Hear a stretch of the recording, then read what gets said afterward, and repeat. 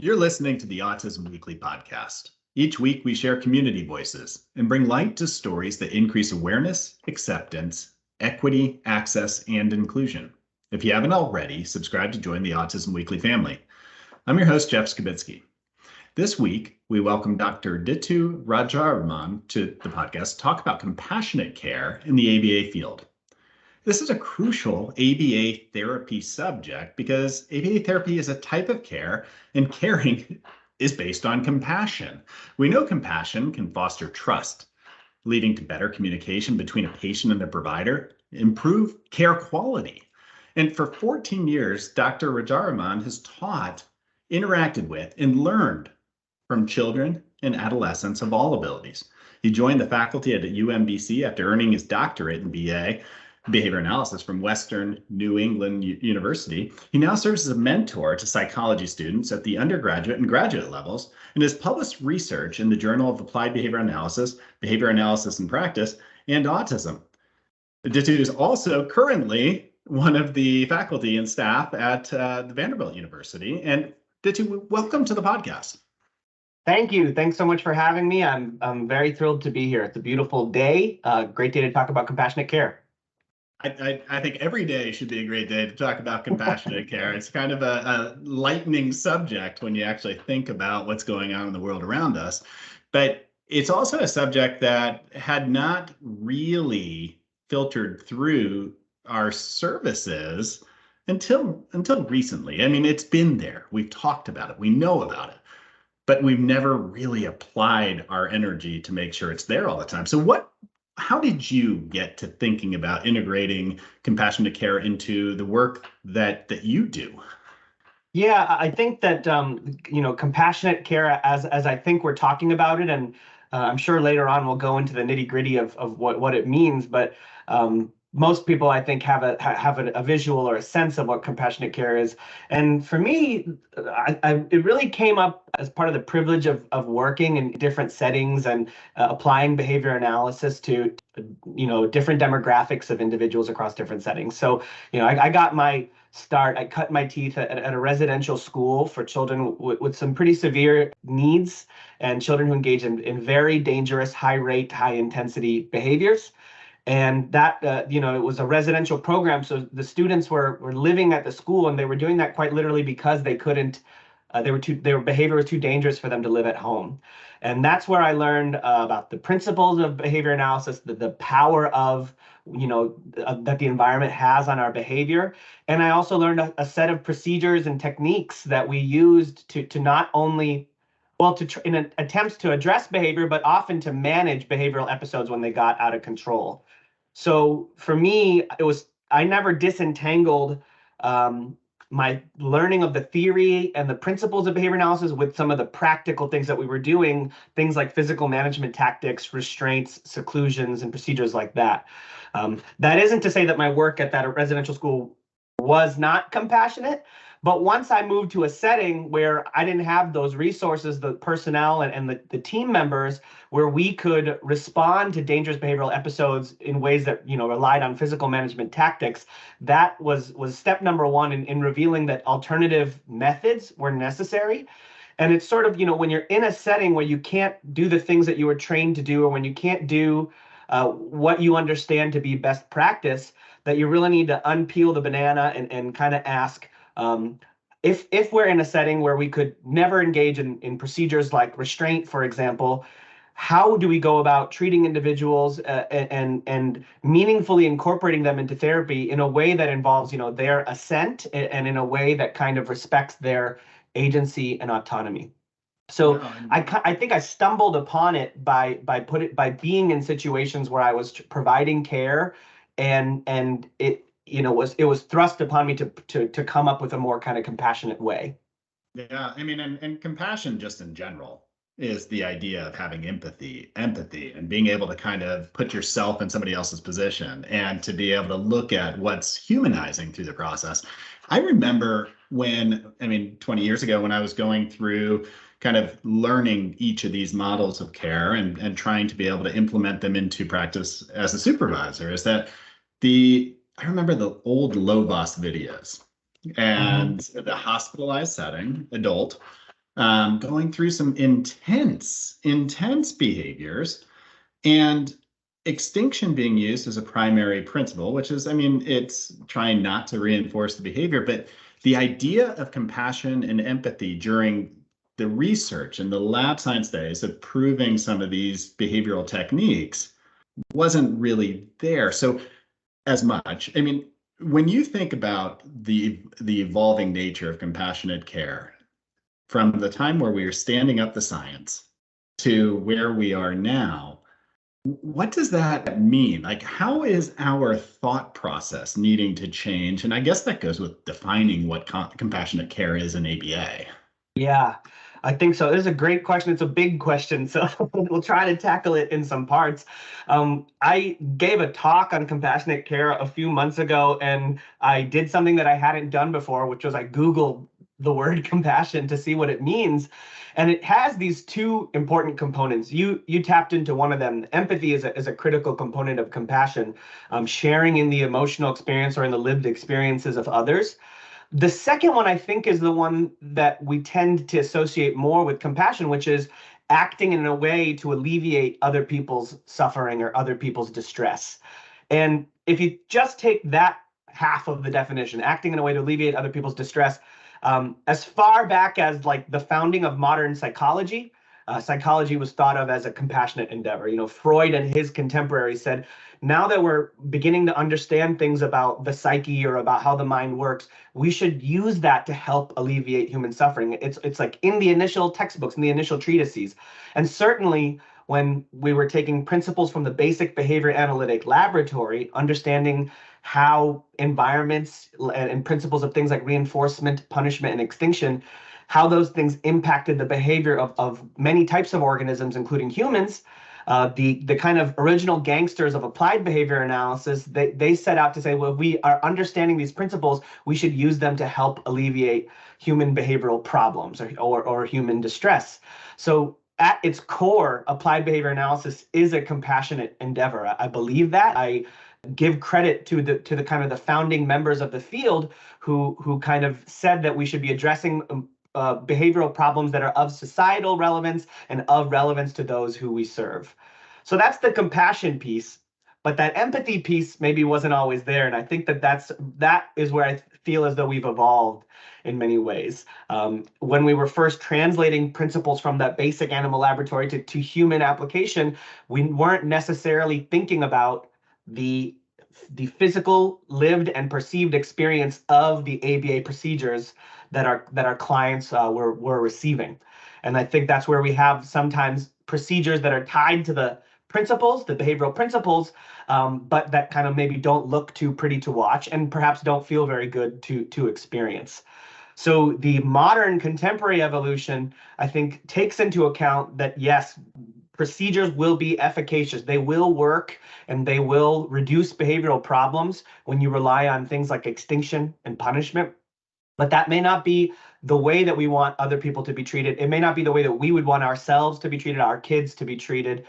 And I think the past decade or more has been really taking a look in the mirror and kind of doing a self-assessment. In what ways have our own procedures contributed to harm, and in what ways can we kind of develop and refine procedures that are more aligned with this empathetic, compassionate approach? And the last thing I'll say about that is major kudos goes to our neurodivergent allies and members of the field and professionals and advocates who have brought to light, given voice to those who in some ways have not had a voice in this conversation for very long.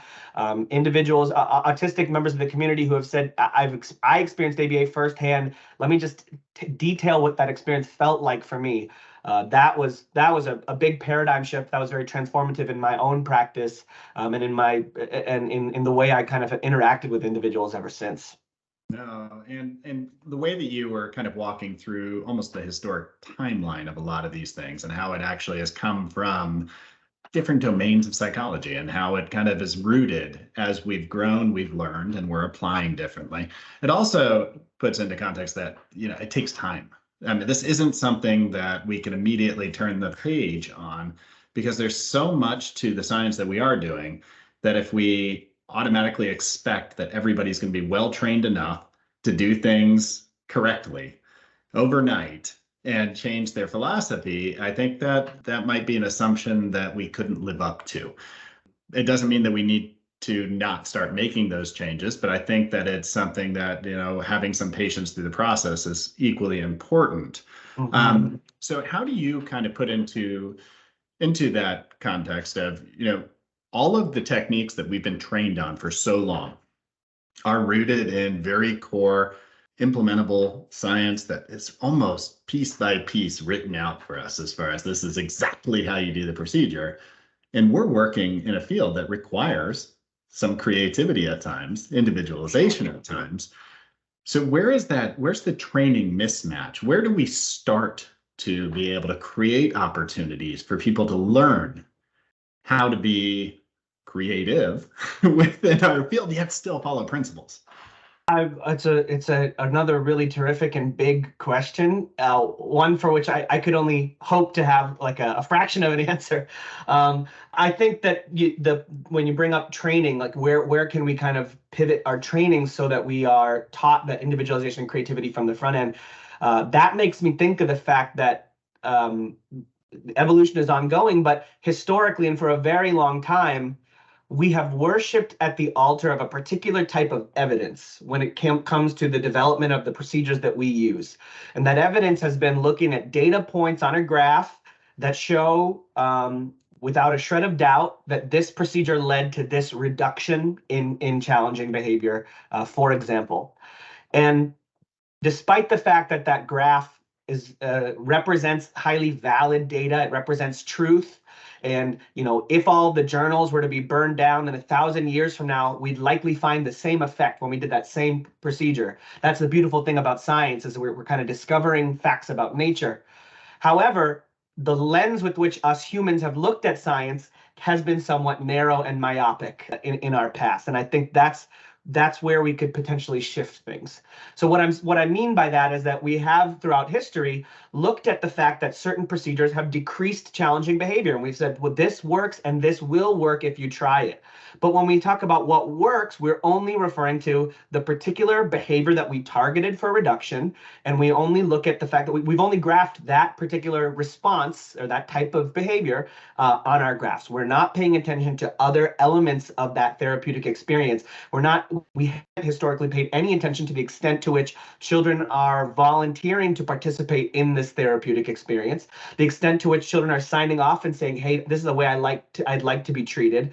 We only recently have started to kind of measure some of those secondary behaviors. Are they engaging with you in therapy? Are they doing so reluctantly? Are they doing so appropriately? Are they actually engaging in other types of challenging behavior to try to get out of these situations?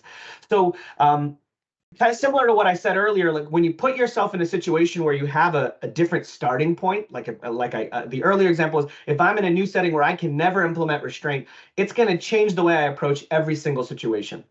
And if our trainees, if new people coming into the profession or into any human service field come to the field and their starting point is a place of compassion, their starting point is a place of, I will never implement a procedure without gaining proper assent, or at least making every attempt to describe to you what's going to happen and inviting you to participate rather than coercing you into that participation. I see a lot of room for change and growth there. I know that it's a recent change that's happened because I was in graduate school less than a decade ago, and it was a very rare paper where we're reading about things like social validity or the ethics of our approaches. It was much more so about our training needs to be about understanding the science and how we interpret data. So I know that that's changing because I've been teaching recently, and our training programs are emphasizing elements of empathy, compassion on the front end. So that's where I see a lot of optimism about kind of the future of the field. I mean, I share that optimism. I've seen that growth, and that's why I say it's stepping stones to get there. Historically, I think that it's all been about, what are the long-term effects of care? And did we I don't know, chip away at those developmental milestones? Did we increase skill sets that were determined by clinicians at that time? The question that I would kind of pose through this process is that it sounds like what you're telling us is that you should be looking at the short-term experience as well as the long-term gains, and who's defining those long-term gains. The tools to get there and assess that on a regular basis are ones that I don't know every clinician really knows how to be able to evaluate that on a regular basis. Where would you be saying that we should be looking as a field? I mean, are they quality of life survey? I don't know. I don't know what you would be recommending to make sure that we have that thought in our mind as we're making clinical decisions.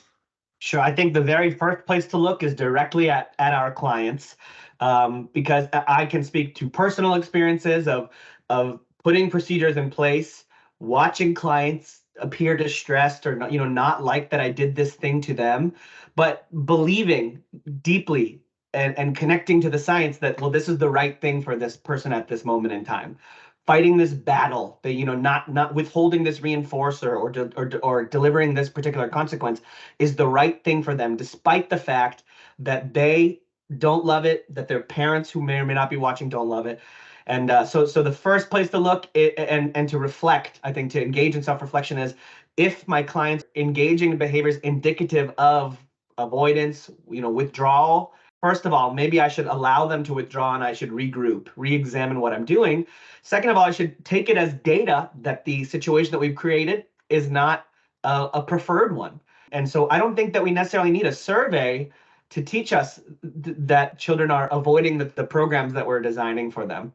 A minute ago, I mentioned parents. I think that that's another excellent source of information. It's all historical context, and nobody's to blame here, but we developed a lot of our early ABA procedures in settings like hospitals and residential programs where the children and adolescents that we were serving were literally separated from their parents, sometimes because they needed to be to receive that intensity of care. But what that led to was a proliferation of services wherein parents weren't necessarily consulted in the development of the services or weren't really asked, hey, how does this make you feel? So I think that, again, before you administer a survey and say, thank you very much, but we'll check in with you at the end of services, I say invite parents in, try to create a culture where even if it's your first day on the job, that you are performing ABA with a parent there with you. And I don't mean to say that it's that we should be babysat or we should have, this helicopter situation. It's that we should share in this therapeutic experience together, and that our job as RBTs, as BCBAs, and as human service professionals should be to check in and say, hey, is this the way that you'd like for me to treat your child? Here, do we have agreed goal? We have a shared goal here, and we have a couple of approaches to that, to achieving that goal. You tell me which one you think you'd like best. Those are the informal answers that probably aren't very psychometrically valid. However, we have other, for students for whom we have a difficulty understanding those kinds of indicators, we have some great assessments within the ABA toolkit. Things like concurrent chains analyses, things like preference assessments, where we can be a little bit more systematic in how we present options to our learners, our individuals, and a little bit more systematic in understanding the nature of what they're preferring versus what they're avoiding. And two of those kind of perspectives that you shared, one with the family involvement, it's interesting to me right now that legislatively, there's finally bills coming out in different states starting to require within behavioral health treatment that the family not only consents, but understands the treatment procedures before they go on, which it sounds like, why wouldn't that be part of what's historically been in place through legislation for any sort of treatment? But it's trickling in, and that's where the baby steps come. But even on the side of trying to make sure we're using our tools, it's not using those as a way for coercion, but using them as a way of understanding and looking at it through the perspective of, okay, so what do I learn about what I need to do in my treatment modality in the way that I'm delivering care versus what do I need to do to utilize this to make the child do what I'm asking them to do? And it's a mindset thing that I think it's a mindset thing. Even just to go one more thing about kind of the parents, I do think it's a mindset thing. When in some of my early experiences, we feared that parents might come and observe because we were worried about what they might say. We feared that if they saw what we were doing to their kids, that they wouldn't like it or that they wouldn't understand it. But it also created a bit of an oppositional relationship between the therapist and the parent, as the baseline, as the mindset. So I think the shift to being a little bit more collaborative and inviting them from the get-go can also help change your mindset and protect against future kind of maltreatment or doing things that might ultimately result in conflict, which I feel very strongly about in terms of compassionate care involves bringing in caregivers as well as client from the get-go and throughout. Well, I'm going to allow you a brief tangent right now because I've heard you speak on Televisability before, and I think it's something that can be echoed right now as far as the importance of that in our care models. And maybe I can just give you a small little platform just to kind of refresh us on, what televisibility is, why it's important, and why it is going to sustain our practice over time as we continue to be able to develop new skills, new tools. Great. Yeah, it's piggybacking off of what we were kind of just talking about, but the notion of televisability is the notion that that we should behave as though we are constantly being broadcast on the evening news. It's something that, again, will shift your mindset. And if you even enter work tomorrow thinking, if there were a camera here, would I want them to see the way that I'm interacting with these children or my clients, that it might change a couple things about your approach. For too long, we kept it siloed. We stood behind an observation mirror. We kind of kept everything a little bit cagey and sneaky, even in what we were about to do to the clients that we worked with. So this concept of televisability as a guiding value, I think, and as a guidepost for how to approach care is one that will surely or very likely result in probably a more compassionate approach to care. Again, it bears repeating that the fact that we are hearing voices from individuals who've experienced ABA and who many times over are making a compelling case that it is not only it was harmful, that it's contributing to ongoing trauma, that ABA is abusive. If you think about the evening news story that could have happened in the 70s and 80s that could have prevented this, those stories were too few and far in between. There were a handful of newspaper articles about children dying in restraint procedures, and those things did facilitate and foster a lot of change at the level of policy making.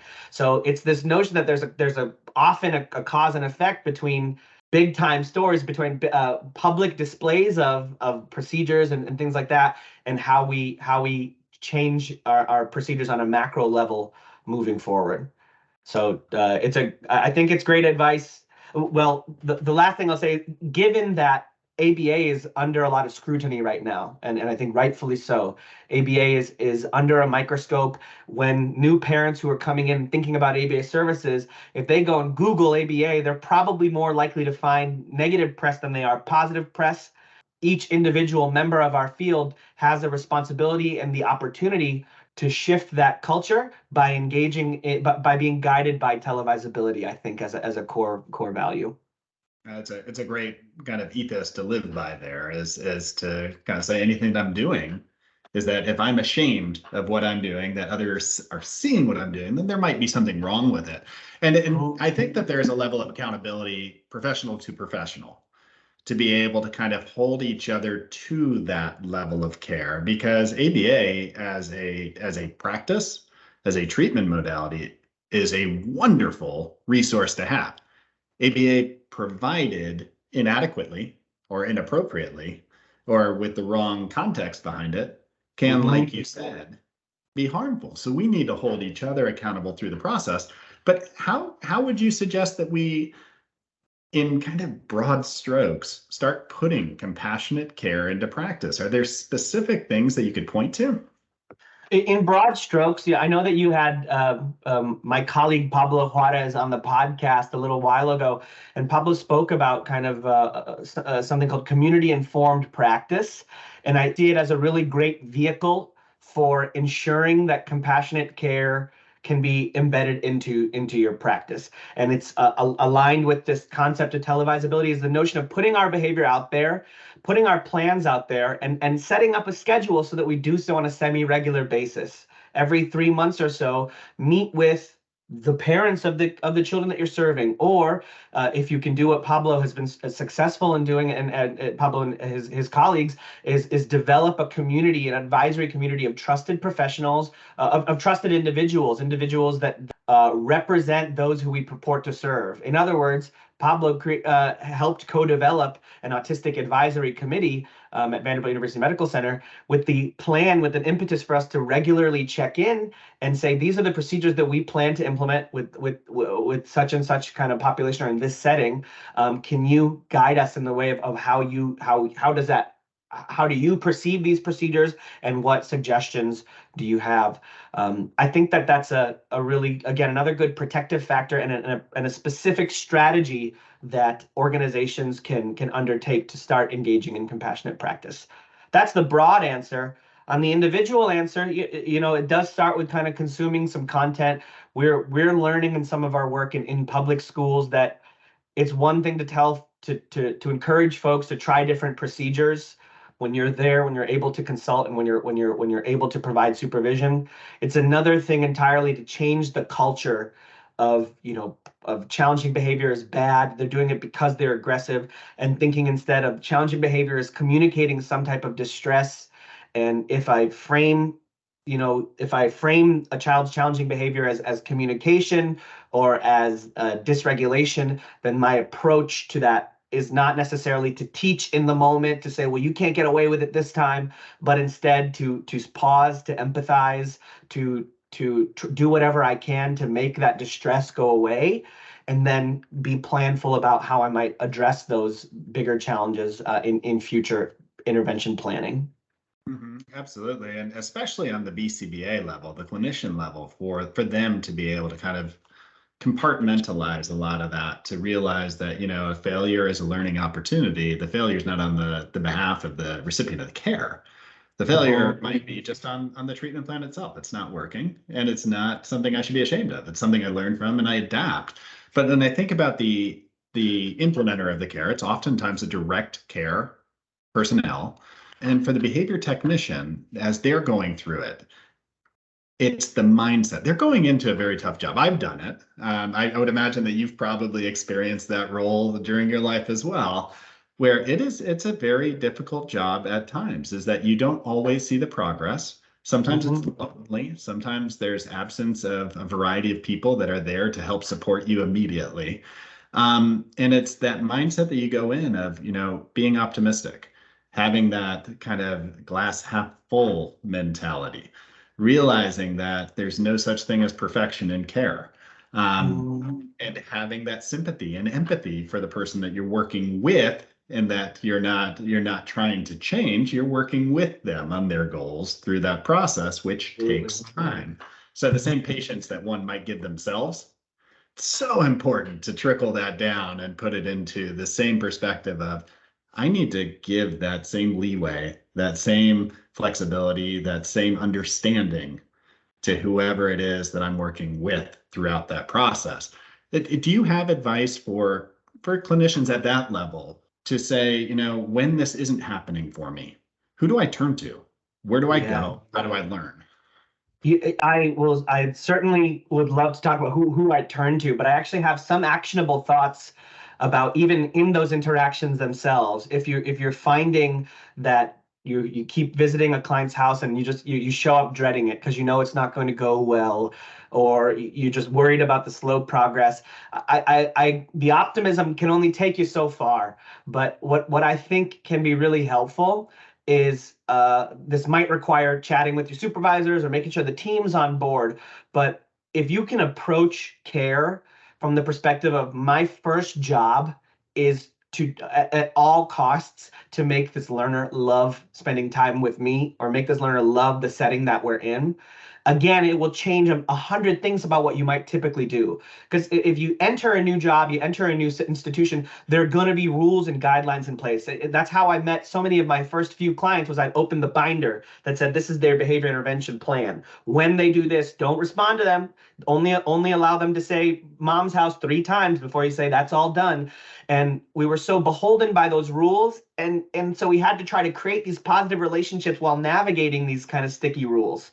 And what we're finding, and this is something that we have some research behind, and we have some ongoing research studies to kind of demonstrate this, that if you can just flip the script and say, my first job is to make this place a place where you feel happy, relaxed, engaged with positive reinforcers, and where you and I have a positive therapeutic relationship at all costs, no matter what those other rules are, barring some emergency or like some hard rules that are for safety reasons.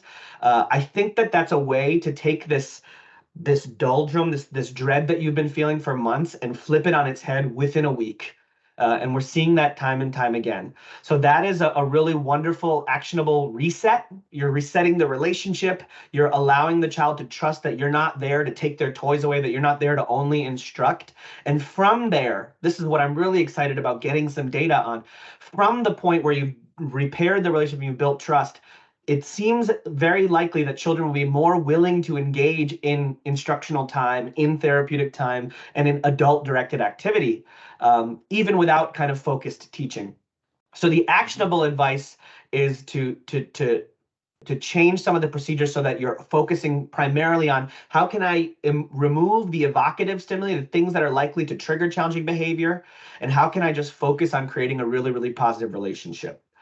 That does segue nicely to your specific question, Jeff, which is like, who can I turn to? That needs to be a team decision. That's not something, if an RBT, for example, were to go into the home and start doing this while all other members of the team are behaving with different rules, there's going to be conflict there. There's going to be, people are going to disagree, and then there's going to be drama. We know I love drama, but I don't like that kind of professional drama.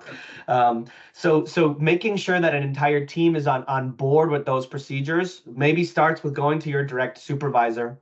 But another place, where folks can go is online. There are some wonderful verbal communities on Facebook. That you could kind of search in social media spheres for compassionate care, compassionate ABA. You could find dozens of Instagram handles, and it's a really great starting point to start consuming some of the content that might affirm what you're feeling. If you're like, I feel as though my practice could be a little bit more compassionate, but I don't know how to get there. You might find some content there, but more importantly, you might connect with other professionals who are going through similar struggles, who maybe if you feel like you're on an island, you might be able to connect with people who are also on an island. One example of that is we have this Facebook group called the PFA and SBT community. It stands for Practical Functional Assessment and Skill-Based Treatment, which is a particular set of assessment and treatment procedures for addressing challenging behaviors. But this Facebook group developed quite organically. There were folks out in the UK that were like, we'd love to implement this, but we'd like to have a community to chat through with it. And that was but 3 or 4 years ago. And that Facebook group now has I think close to 20,000 members with many daily active users. And these are individuals who, I'm not kidding, it's one of the most positive, affirming places I've ever been, professionally and personally. And so I actually see it as a pretty transformative resource in people's practice to go to those places, and to check in with like-minded colleagues to see how they have transformed or transitioned their practice. And to learn from their history and their experience, and then also to be able to share some of your setbacks at times and accomplishments. I think that's what makes a professional community. And you're humble about a lot of the work that you've been doing, but this is something that you've been putting effort and time and research into. And research is so valuable for our field because you could take a concept, but at least for a lot of the clinicians as they're going through is that they want to know before they're applying it that it's got efficacy, that it's worked somewhere else before I'm going to apply it to any of my clients. So Where can people learn about the work that you're doing, and who are the other influential colleagues that you would say, hey, you know what, follow this person. They know what they're guiding a lot of the questions that we need to answer in this venue. Oh, wow. That is a fantastic question because I get to brag about having baller friends and influencers. But I'll start again by pivoting to that Facebook group because a lot of these members are members of that group. Um, and not just professionals who are doing like research at academic institutions, but individuals who are doing field research and participatory action research, autistic BCBAs who are kind of translating their lived experiences to their practice and disseminating some of those things. Some names that come to mind are my mentor, Dr. Greg Hanley, really initially devised those functional assessment and skill-based treatment procedures, and I think initiated a cultural and paradigm shift toward a more compassionate approach. Another mentor of mine, Dr. Jen Austin, she's been leading a lot of work in terms of integrating trauma-informed care with ABA, and in applying behavior analysis to some of the non-traditional populations, folks in the foster care system, folks in the juvenile justice system, and all of those things. Just like my initial message today, applying behavior analysis in those different settings teaches us to look in the mirror and say, whoa, we need to change a little bit about the ways that we practice. Some of what I might do in a clinic in Middle Tennessee is very different from what I might do in the foster care system out east or something like that. And then a lot of my contemporary colleagues, Dr. Holly Gover, she has been doing some tremendous work in applying these more compassionate approaches to feeding interventions, which is another, we could spend a whole other podcast. Actually, Dr. Gover might be a great guest for that, going down that rabbit hole. But that's another beautiful example of how we developed procedures for folks with really significant feeding issues, and comorbidity with developmental disabilities, where the risk was so high that it warranted some highly intrusive restrictive procedures. And we didn't really stop to ask, well, can we come up with alternative methods that might be more compassionate? Maybe not to supplant and replace the most extreme cases that need to be fixed today or tomorrow, but so that our ABA procedures can be accessible to a larger community of people. So I think that's another great area. Dr. Josh Jessel, he was at TABA this past fall, and he's really pivoted his practice as somebody who used to do a lot of kind of antiquated ABA procedures to somebody who's now reflected in the mirror publicly in talks, and he's kind of changing. He publishes quicker than anybody else I know, and so he's kind of putting out a lot of data in support of more compassionate approaches to ABA. The list could go on. Shall I keep going? I have a few more. No, I'm just even starting there. That's so much that somebody could start looking into, and I appreciate the fact that you came on today to talk about this subject. I think it's something that needs to continue to be out there and discussed. And slowly, I think people need to immerse this into their own practice and understand. But it's doing it in a way that first you digest the information and you understand what it is that you're doing and why. So I appreciate you coming on and continuing to open my eyes to this subject. And hopefully we can get you back on to talk again on the podcast. I mean, it seems like there are so many branches that we can continue to talk through on this, and it is evolving. So hopefully we can get you back on another time, Ditu. Oh, I would love that. I know as soon as I end this, I'm going to think about like 10 more names, and I'm going to feel very bad that I didn't mention them. But rather than drag this out, I'll just say that there's a ton of really great thinkers and leaders in this field. And you asked about who's leading the research, but I think what's another beautiful shift that's happening is as we've kind of started to worship at the altar of different types of evidence and different types of data, that we are broadening our scope of who we look to as the authorities for these things. So I mentioned a bunch of people that are doing the peer-reviewed pubs, but I've actually learned so much more about trauma-informed approaches to ABA by listening to folks who have lived through trauma, by reading books like The Body Keeps the Score, where you kind of get to read about the minute by minute experience of trauma. And I can't stress this enough, by listening to autistic individuals and neurodivergent individuals who have, especially those who have experienced ABA services, because people can call you an expert for having letters after your name, but nobody is an expert in receiving ABA more than somebody who's received ABA services. So I really, I should have started with that answer, and I'm going to kick myself for that, but perhaps we can end on a bang instead. Absolutely. Have that community partnership of stakeholders, practitioners, researchers. I mean, it's this ever evolving component of, every stakeholder, family, school, everybody involved in the life of a recipient of care needs to be heard through this process. And I think that what you're describing there is exactly what we need to do. So I appreciate it. And I look forward to further discussions, Dithya. I do as well. And I just want to say this is a wonderful podcast. I had a chance to listen to a few episodes since you invited me, and I'm so grateful to have that you introduced me to it. And it's been really great to get to know you as a colleague and potential future collaborator as well. Well, thank you so much. We appreciate it. Thank you for listening to Autism Weekly. We hope you tune back in next week to learn more about autism in the real world. Autism Weekly is now found on all the major listening apps, including Apple Podcasts, Google Podcasts, Stitcher, Spotify, Amazon Music, and more. Subscribe to be notified when we post a new podcast. Autism Weekly is produced by ABS Kids. ABS Kids is proud to provide diagnostic assessments and ABA therapy to children with developmental delays like autism spectrum disorder. You can learn more about ABS Kids and the Autism Weekly podcast by visiting abskids.com. Thanks for tuning in. See you again next week.